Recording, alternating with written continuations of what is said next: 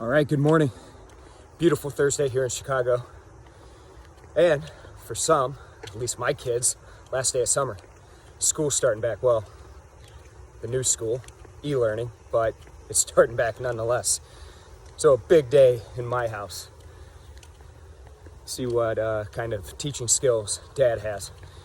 So looking at a market heading into the open today. Market's trading slightly lower across the board in the major indices.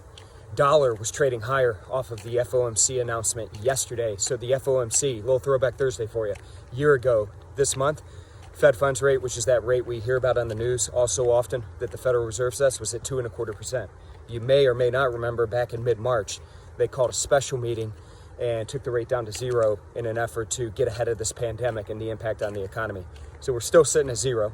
We get the minutes out yesterday about the meeting from the meeting they just had, and in those minutes basically said that the FOMC committee still pretty freaked out by the pandemic, really concerned about the toll it's going to take on the economy. Don't really think we're seeing the impact yet, so they're not going to provide any guidance on interest rates. On that news, dollar rallied yesterday. However, last night did a U-turn, sold off. Now we're seeing strength in the euro, strength in the pound, so on and so forth. Look at oil trading lower this morning. Gold trading lower this morning. We've got initial jobless claims number coming out at 8:30 a.m. Eastern time today. Expectation is that number's going to come in less than 1 million. So for those of you folks in the Nadex contract, that contract will settle today at 8:30 a.m. So, another big day.